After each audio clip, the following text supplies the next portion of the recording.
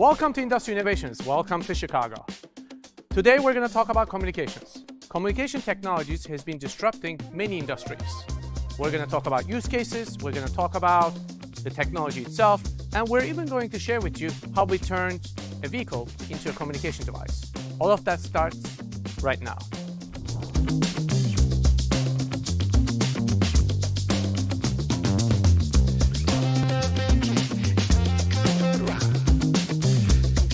Welcome to Industry Innovations. I'm your host and head of Oracle Industry Lab, Burçin Kaplanoglu. Today we're going to talk about communications. Communication technologies have a huge impact on healthcare, construction, utilities, many industries. When we look at these technologies, we're going to actually share public safety as an example. We have three experts today. Andrew Delatorre, VP, Head of Technology for Oracle Communications.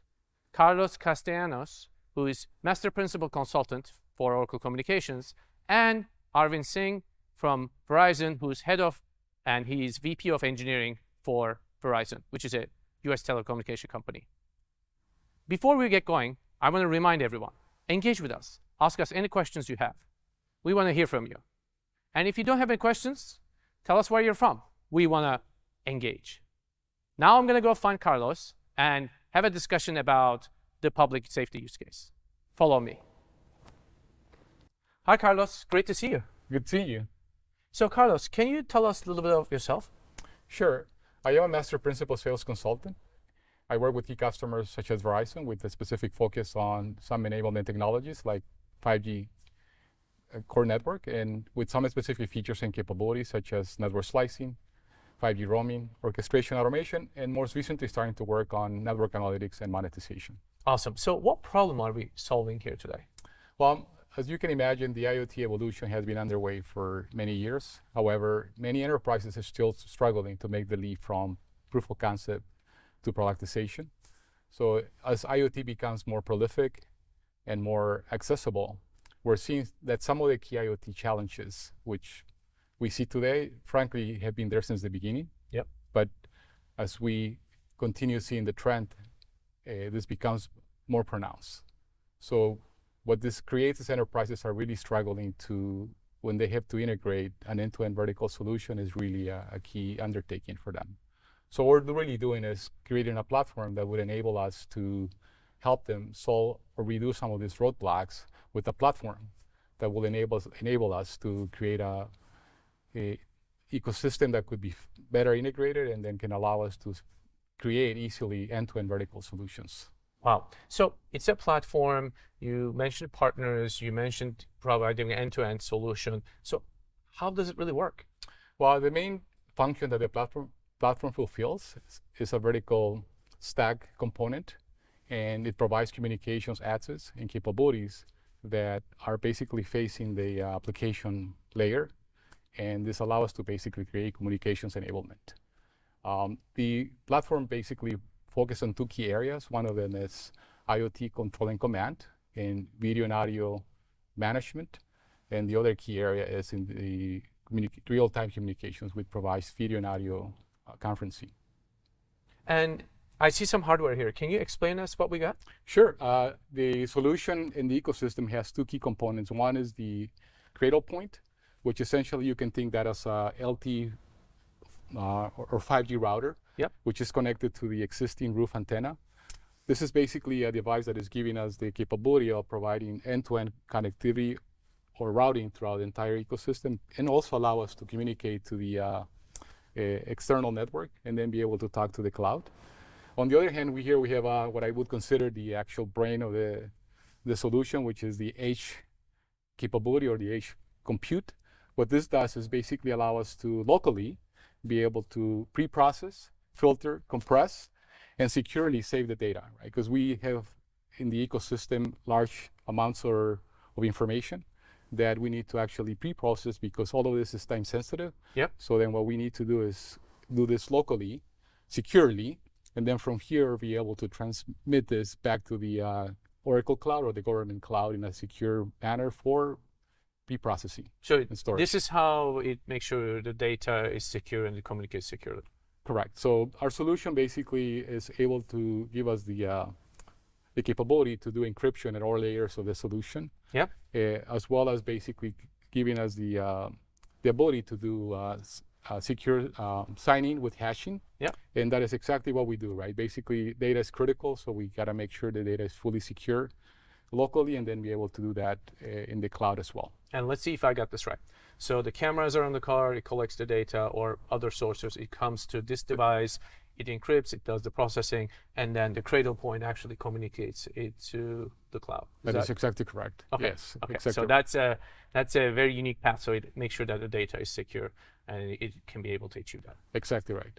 Yeah, because I think again the whole ecosystem is giving us the ability to collect huge volumes of information from the sensors on the light bar, the integrated cameras within the vehicle, as well as the body cameras, right, with the connected officer. And so all of this is critical, right, for us to be able to create situational awareness, which is really the key goal of the environment, right? Create situational awareness real time. Yes. And be able to do streaming or video and audio as part of the solution. And there's other things that we could do with the edge capability, which is basically be able to do license plate recognition. Yeah. We could also do a jail management system. We could do a recording system, and even giving us the opportunity probably to recognize potential threats as well. So that's like with the computer vision, other things that we could actually process. Precisely, exactly right. So I think part of the potential new capabilities we'll be able to do is probably replace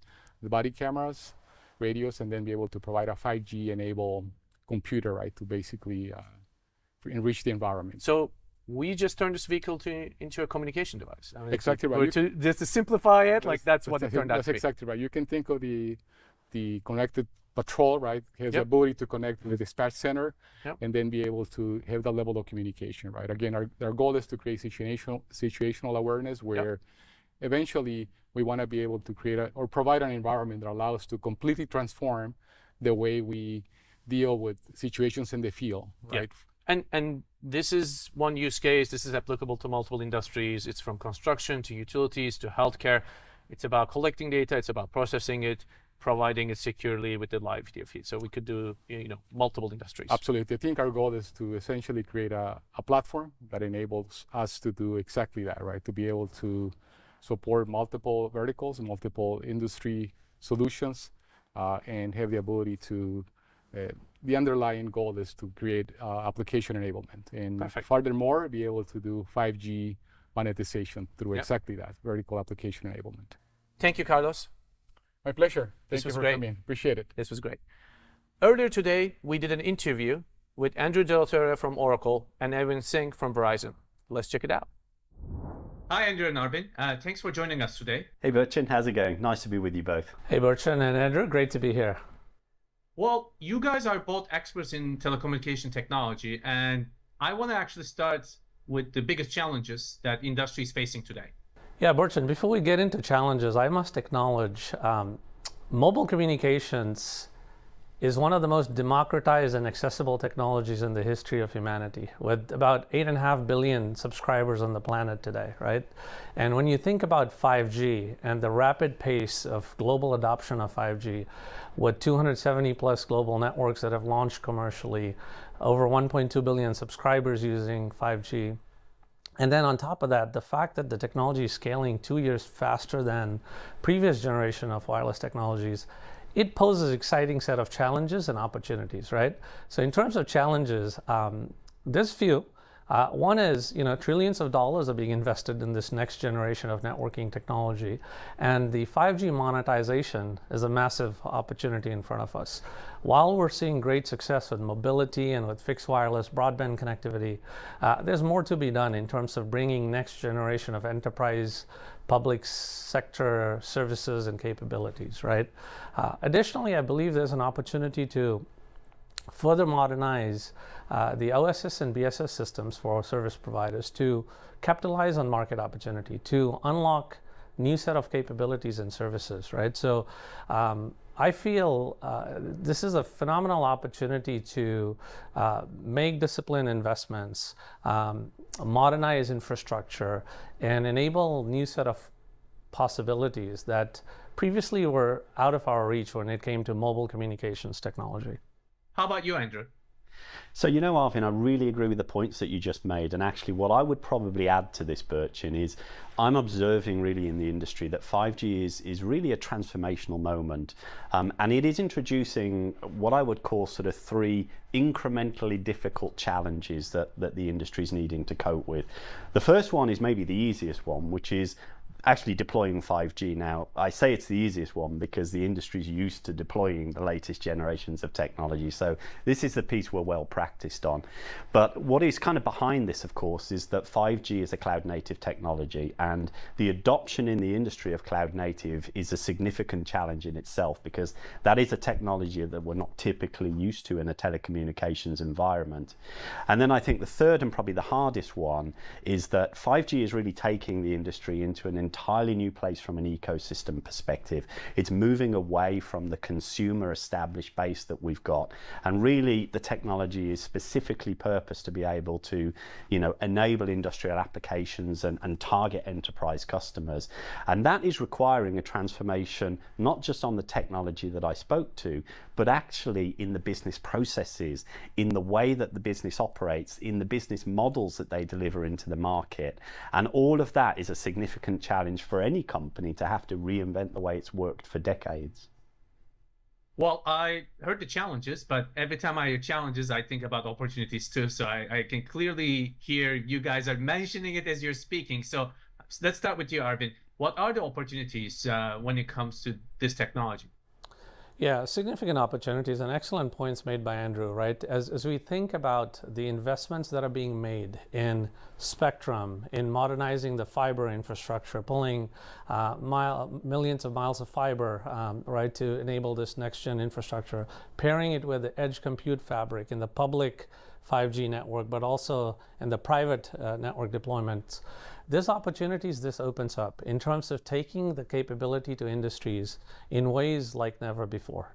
To the point Andrew made, it's going to require downstream transformations within different industries, right? And when I think about private 5G networks, the ability to bring dedicated on-prem networks indoors or outdoors to unlock new set of use cases, right? Traditionally, you were at the mercy of where the public 4G, 5G infrastructure was built, and you would operate within the confinements of that.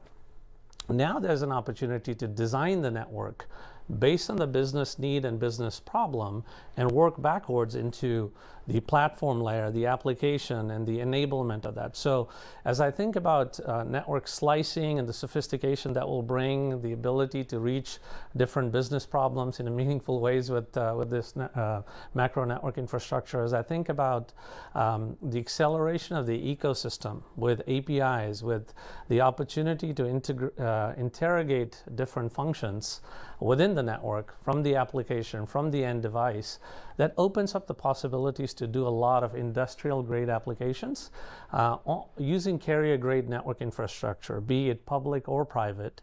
So that makes it super interesting. And Andrew? Yeah, I mean, look, at the core of this is the fact that 5G represents an incredible opportunity to really scale the connected world. I think it's the first time in history that we've seen a technology that can operate at the scale of a global cellular technology that is purposely built to be able to support these industrial opportunities. I think for any organization that is trying to make a success of 5G, the big real opportunity is around how do you make it simple? How do you make it easy for industry to adopt these kind of solutions? And if I look at Oracle in particular, I can give a few examples of how we're trying to tackle that problem and support the rest of the industry in going on that journey. I think the first one is, let's go back to the public safety solution, that we were looking at earlier in the session.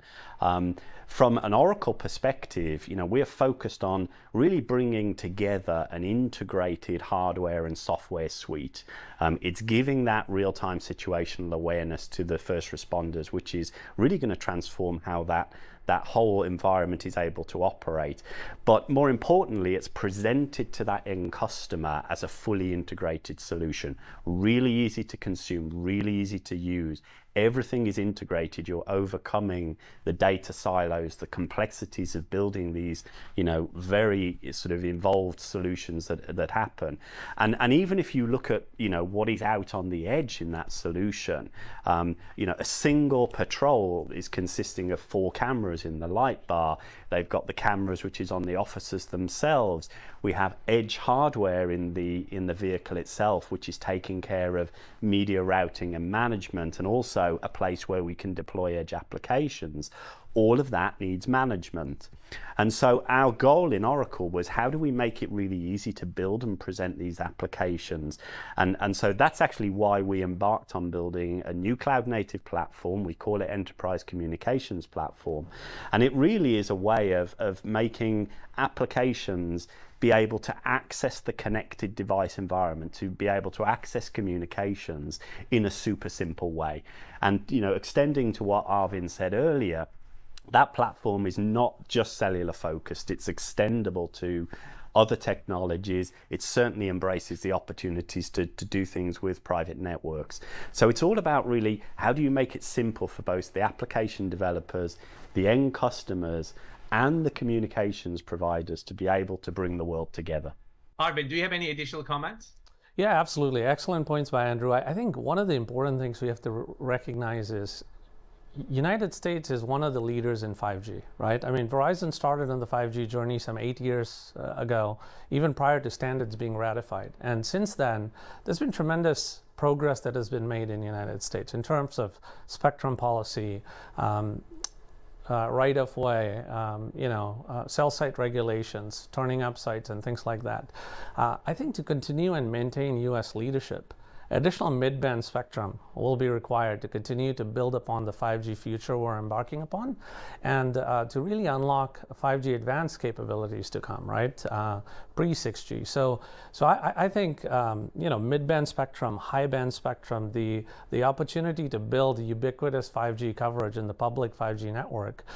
Today we've built this on a C-band spectrum, mid-band spectrum, that's reaching about 200 million Americans. 2 out of 3 people can pick up the signal with their phones, tablets, jetpacks. But again, the big opportunity is, how do we influence industries and really incentivize them to adopt this new capability and further modernize the innovations that are within the organizations that, quite frankly, might be a century old, but is so robust, so reliable, it still does the job phenomenally well. So it really presents an opportunity to reimagine the business, reimagine industries, reimagine possibilities. Well, I think it has to do with most of the use cases, right? We all discussed about use cases, what that means, and those use cases are really different depending on the industry. So I'm actually curious, we talked about public safety, but I'm going to start with you this time, Andrew. Which industries is this applicable? If you can give us some examples, and Arvind, after that, would like to hear from you. Yeah, I actually, the harder question to answer would be which industries are it not applicable to. But I guess what I would do is perhaps I'd zero in on a few different industries and particular industry solutions that we're already focusing on as Oracle beyond public safety. The one I'd probably start with is healthcare, and it's because you can draw the most immediate parallel between what we're building in public safety and healthcare. With the recent Cerner acquisition, Oracle's already at the center of transforming the way healthcare is done in the industry. But the enrichment of those solutions with real-time communications, can be the difference between life and death, just like public safety. So augmentation around telehealth and patient care is an opportunity that we are definitely looking at and really can be game changing from a point of view of the role that communications plays. If I move on to something like the hospitality industry, we are working inside of Oracle to develop a restaurant in a box solution. Pretty much as the name suggests, you receive a box, you open it up. You have a hub, which is really a communications device at the center of the entire restaurant infrastructure, which is connected via 5G back into the communications network, gets you to the cloud and all the applications. But in that box, you have the point-of-sale devices, you have the greeter tablets, you have the restaurant ordering systems. You know, the hub can even provide a Wi-Fi network. So some really powerful new solutions which are leveraging technology. In the construction engineering space, we are working to sensorize construction site environments. That gives you the ability to put real-time information into the applications that are running those construction projects, giving you awareness of where are your construction workers, what are they doing, what's the productivity, what state is the equipment in, are we going to see imminent failures soon? So you can really make a huge difference to the effectiveness of the projects that way. In energy and water, we're looking at metering solutions. We've got some really cool technology that we're helping to develop around optical monitoring of power cables. It's a non-intrusive mechanism, but it allows you to do some really refined analysis of the waveforms that flow through the cables. Really helpful for predictive analysis and fault finding and all of those kind of different things. So, you know, the list kind of goes on. But I think, you know, manufacturing is an interesting one, because here you have a really interesting opportunity to look at the ability to build in a private network environment all of those automated factory floor solutions that can drive productivity, but actually to be able to then embrace wide area communications so that you can track the supply chain and the logistics components. You can throttle and adjust the factory floor processes based on where your equipment is and when the deliveries are expected, avoiding downtimes, avoiding interruptions. So a wealth of opportunity there. And I have to say that kind of takes us nicely into the private network thing, which is something we're seeing increasingly. You look at car manufacturers like Ford, they're using 5G private network technologies to collect data from their production lines. Their electric vehicle production, the motor and the battery systems require about 1,000 welds in the construction phase. That generates over 500,000 data points every minute. So you need a strong technology to be able to collect all of that up. Helps you optimize and do quality control and all the different things. And then you have people like financial services organizations, you know, to help drive the transactions on their financial trading floors. So we are seeing this technology appearing in multiple industries in multiple ways and really helping to change the way that those applications and services can deliver value. This is really exciting. Arvind? Yeah, excellent points. I mean, it's phenomenal. I'm on the same page as Andrew. I'm not sure if there's an industry out there where this technology is not applicable to. And what's exciting about it is it's sort of the foundational layer, right? It's the collection of technologies and tools that ride on the backs of this next generation public or private 5G infrastructure. I mean, for the last 3 years, we've been delivering private dedicated networks on-prem using licensed spectrum, using unlicensed shared spectrum, right? CBRS 3.5 gigahertz band. Everything from classrooms to boardroom, to Andrew's point, this network can coexist with your existing network fabrics. If you have a wireless LAN infrastructure in place, Wi-Fi 6 or what have you, you could have a public cellular 5G infrastructure in place. Now, in addition to that, a private dedicated on-prem cellular infrastructure for very precise set of use cases, right? That are business critical in nature, mission critical in nature. Everything Andrew pointed out very eloquently, those I'm starting to see crop sciences using this in remote deployments where it's a white space, there's no coverage, but we have spectrum assets nationwide. There's an opportunity to now, with the softwareization of networks, with miniaturized components, to come and deploy something turnkey, purpose-built, for a fraction of the cost of what it would typically cost to do something like this. From crop sciences to transportation distribution facilities, warehouses, retail firms and outlets that are looking for store within a store concepts, bringing in next gen of retail innovations, right? When we think about factory floors, manufacturing facilities that Andrew referenced, I'm also starting to see new set of tools being used on these private 5G, private 4G networks. And sometimes it's complementing the Wi-Fi efforts, but other times it's really enabling tools like AR, VR to be used in a meaningful way, to promote worker safety, to teach the next generation of workforce capabilities and insights that are a decade-long expertise that's been built within the organization. It's the fastest way to immerse people into the kind of work that we need to power forward with, right? So the opportunity for industrial metaverse to flourish, the opportunity for next-gen smart manufacturing, and we're just barely scratching the surface, quite frankly. I think there's so many partners and vendor providers in that ecosystem, and Burchin, you and Oracle team is doing great work on this front to really invite the ecosystem to play together and really kick the tires on possibilities on a public and a private 5G sandbox, right? So I foresee every industry has the potential to be transformed. It's really a matter of ideating upon defined problems or doing discovery with ill-defined problems in that, Yep. you know, where you don't have clarity on what you want to solve for, but it's an opportunity to start with a clean slate. Well, all those questions you mentioned actually really brings up the topic that, you know, we're using cloud and applications and being able to communicate, because you mentioned the augmented reality, virtual reality, all that. The feature of that, or actually the feature is here, right? All the compute is done on the cloud and everything is actually being communicated with those, you know, networks that we have. Now, that brings up another important topic, which is the security and reliability. So to make these things work, because in the past, everything was on-prem or on-site, you know, the communication issues, all those things. Now we're talking about a world where it's secure and it's reliable. So I want to start with you, Arvind. You know, how important is it to have an increased level of security and reliability on these networks?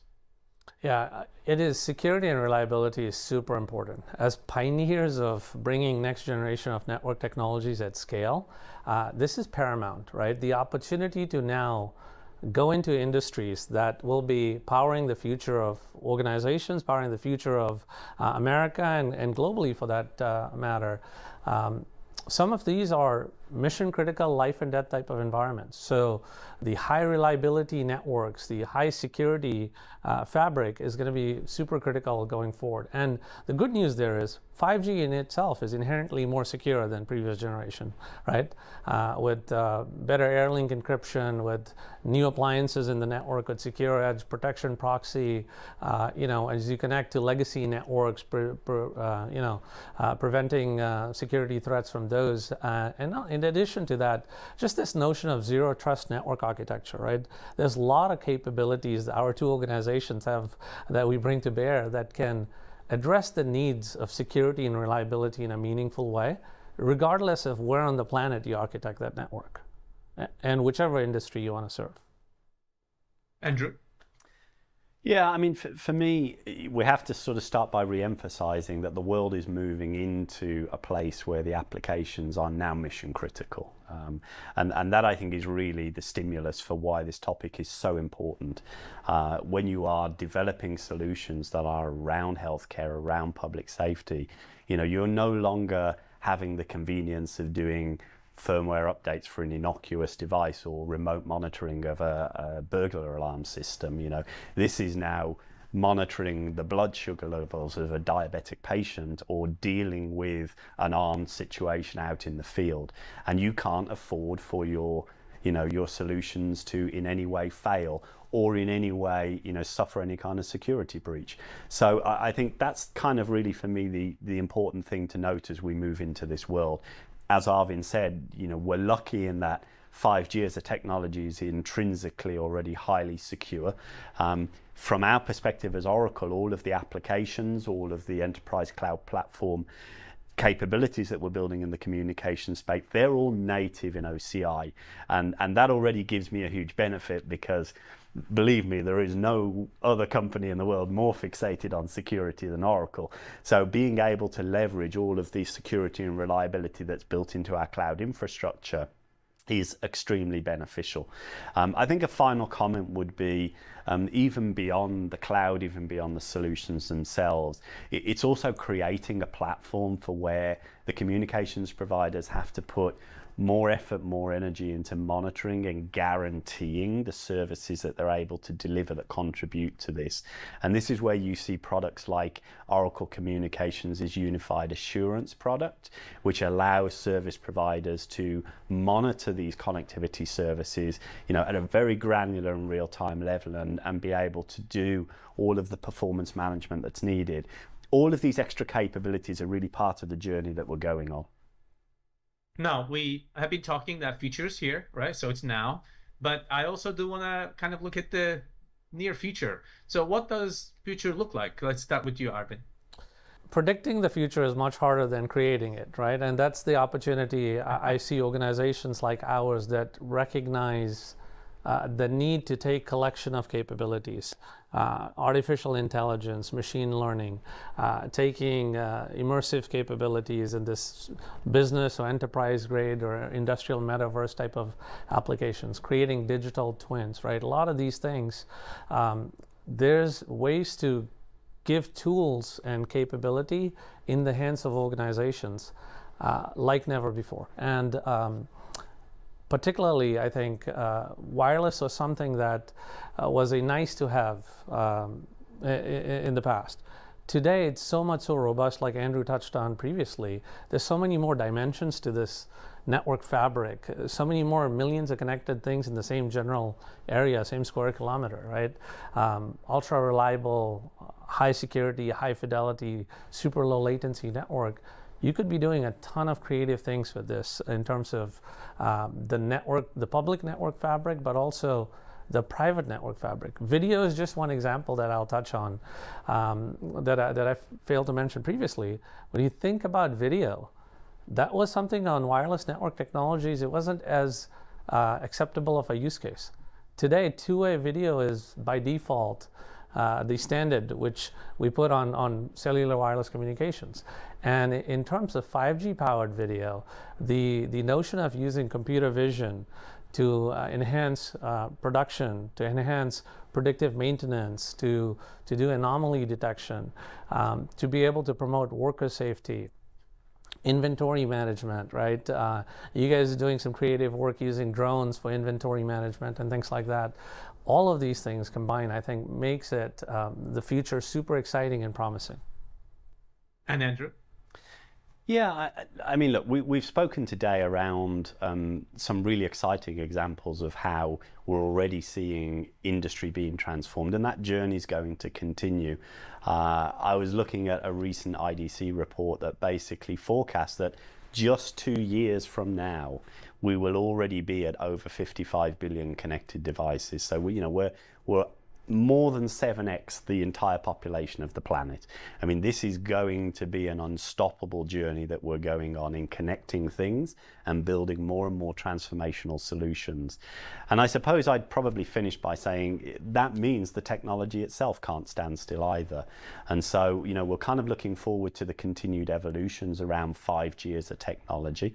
We have the Release 17 upgrades which are coming out towards the end of this year. They're going to further drive down the latency levels in the network, which means we can develop even more demanding applications.